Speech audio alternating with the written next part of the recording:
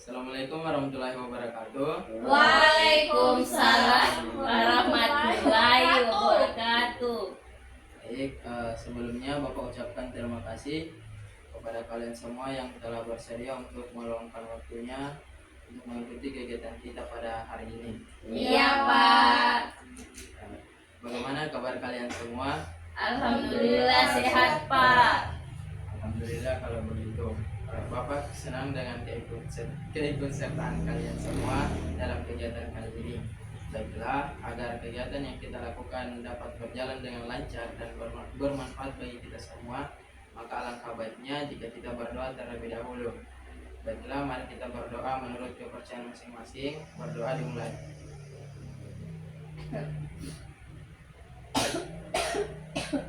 Berdoa selesai.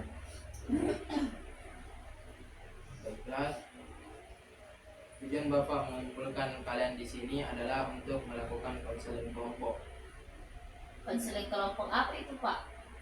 Jadi, konseling kelompok di sini diartikan sebagai salah satu layanan bimbingan dan konseling yang diberikan kepada sejumlah orang atau siswa yang ingin mengatasi masalahnya dalam suasana berkelompok. Setiap anggota mengeksplorasi masalah mereka masing-masing dan berusaha menyelesaikannya secara bersama-sama.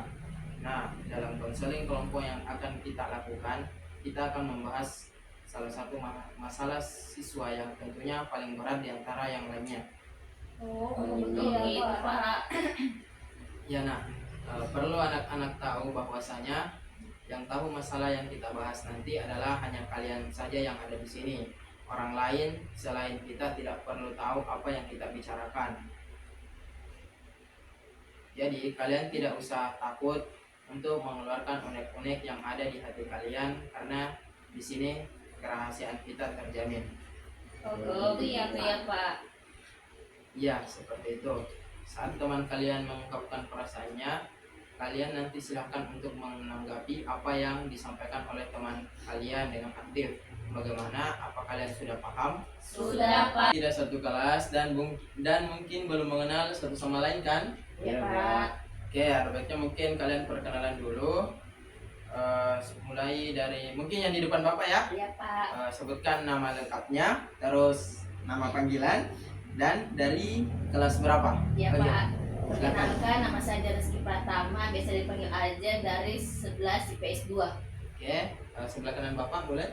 Baik, perkenalkan, nama saya Tendriwati Anggreni, biasa dipanggil Andi, dari 10 IPA 1.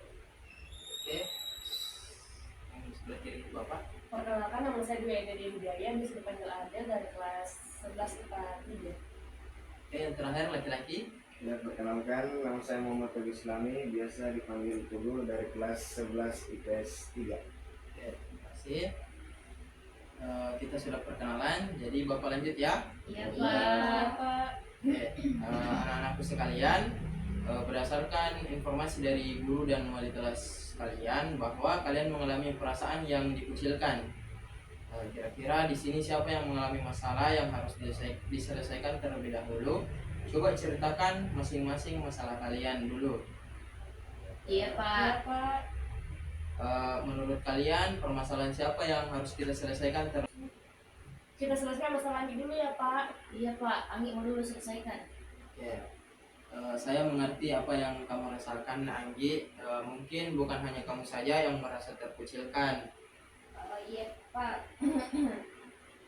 Tapi saat saya berada di kelas, itu rasanya saya kurang nyaman, Pak. Seakan-akan itu teman-teman saya menjauhi saya. Bukankah seperti itu saya dikucilkan? Dikucilkan dengan teman-teman saya, Pak, di kelas. Mengapa kamu mesti bolos sekolah jika itu karena kamu merasa terkucilkan? Diam, Di. Pak, saya pikir tidak ada yang mau mengerti saya. Jadi saya berpikir kalian semua sibuk dengan diri kalian sendiri dan saya tidak mau membebani kalian dengan masalah saya. Saya memang suka bolos, saya tidak punya semangat untuk belajar karena saya merasa tidak diterima oleh teman-teman saya. saya di kelas begitu Pak. Baiklah, jadi yang menyebabkan Nak Anggi tadi sering bolos itu karena tidak adanya semangat untuk belajar karena merasa terkucilkan di kelas. Seperti itu, benar begitu. Bukankah Anggi juga mempunyai prestasi yang bagus jika dikembangkan? Kalau Anggi sering bolos seperti ini, prestasi Anggi jadi menurun. Anggi, maaf sebelumnya, saya setuju apa yang diungkapkan oleh Pak Umar barusan. Kamu ini mempunyai kemampuan dan bakat yang bagus, tetapi karena kamu sering bolos seperti ini, dan kamu jadi tidak mengembangkan kemampuan yang ada di dirimu. Iya Anggi, mungkin juga teman-teman itu menjauhimu atau mewajibkan kamu karena kamu sering bolos, tidak mengerjakan tugas dan sering tidur di kelas. Iya, saya mengerti bahwa selama ini saya melakukan hal yang salah sampai-sampai saya harus membolos seperti itu. Namun saya sesalkan kenapa teman-teman saya berbuat seperti itu kepada saya. Iya, Bapak mengerti penyesalan yang Anggi rasakan. Apakah Anggi ada rencana untuk menyelesaikan masalah ini seperti apa? Saya juga bingung Pak, harus bagaimana dan harus apa yang saya lakukan. Apakah Anggi sudah pernah mengungkapkan perasaan Anggi kepada teman-teman yang lain bahwa Anggi itu merasa dikucilkan di kelas? Belum pernah. Lalu bagaimana dengan yang lain? Apakah pernah mengungkapkan perasaannya kepada teman-teman yang mengucilkan kalian? Saya belum Pak, saya takut setelah mengungkapkan nanti saya semakin dikucilkan oleh teman-teman. Begitu juga dengan saya, Pak. Sebenarnya saya ingin mengungkapkan apa yang ada di hati saya, tapi saya takut akan menyinggung perasaan mereka dan dampaknya akan semakin terkecilkan, Pak. Kalau saya juga belum pernah, malahan tidak ada pemikiran untuk melakukannya, Pak. Baiklah, jadi kalian belum mengungkapkannya ya? Iya, Pak. Begini, bukankah jika kita memendam perasaan kita yang sebenarnya, teman-teman tidak tahu bagaimana perasaan kita sebenarnya. Tapi jika kita memberitahu bahwa kita merasa dikucilkan oleh mereka, mereka akan tahu bahwa kita merasa seperti itu dan mungkin saja nanti juga kita mengetahui alasan-alasan mereka melakukan hal tersebut. Iya sih Pak, tapi saya takut. Lalu bagaimana yang lain? Mungkin saya akan mencobanya Pak, biar saya tahu alasan mereka karena itu kenapa. Baiklah Adel. Terus bagaimana dengan Ajeng? Saya mungkin juga akan melakukannya, Pak, biar jelas penyebabnya kenapa saya dikucilkan. Nak Teguh bagaimana? Setelah saya berpikir, sepertinya saya juga perlu melakukannya, Pak. Nah, sepertinya kalian sudah menyadari jika kita mengungkapkan perasaan kita, kita akan tahu mengapa mereka mengucilkan kita, atau bahkan kita juga mengetahui kita memang dikucilkan atau hanya perasaan kita saja. Dan yakinlah bahwa kita bukanlah orang yang tidak berarti, tapi kita ini juga berarti bagi mereka. Iya, Pak. Akhirnya semua sudah menyadari bahwa kita semua itu bermakna. Mudah-mudahan dengan pertemuan ini kita bisa menemukan makna hidup ini. Jadi Dari kegiatan konseling kelompok yang sudah kita lakukan, Bapak mau bertanya, apa yang kalian dapatkan dari kegiatan konseling tadi? Coba kepada Nak Ajeng, boleh? Silakan. Baik, Pak. Setelah saya mengikuti konseling kelompok ini, saya menjadi lebih tegar dan menyadari bahwa mungkin teman-teman saya sebenarnya juga perhatian kepada saya, namun dengan cara yang berbeda.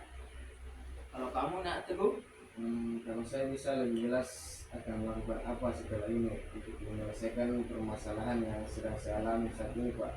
Dan saya juga mempunyai keberanian untuk menghadapinya. kalau Nak Adel bagaimana? Sama seperti yang dilakukan teman-teman saya Pak, saya juga ingin cepat menyelesaikan masalah saya. Dan setelah saya mengikuti kegiatan ini, saya mengetahui bagaimana sebaiknya saya menghadapi ini semua. Bagaimana menurut Nandi? sama seperti yang lain Pak, saya juga merasa jadi lebih tahu bagaimana menanggapi permasalahan yang sedang saya alami. Oke, tampaknya kalian sudah bisa menyadari tentang masalah kalian dan mengambil keputusan untuk menyelesaikan permasalahan yang sedang kalian alami. Mudah-mudahan kegiatan ini dapat bermanfaat bagi kita semua. Terima kasih, Pak. Terima kasih. Terima kasih Bapak ucapkan juga kepada kalian yang sudah bersedia untuk mengikuti konseling kelompok ini sampai selesai. lain waktu kita bisa melakukan konseling kelompok lagi. Tentunya atas kesediaan kalian semua. Alangkah lebih baiknya jika kita menutup kegiatan ini dengan berdoa agar apa yang kita sudah lakukan dalam kegiatan ini dapat bermanfaat, dan jika ada keluh kesah yang ingin kalian sampaikan suatu hari nanti bisa menemui Bapak kapan saja. Baiklah, anak-anak, mari kita berdoa. Berdoa dimulai.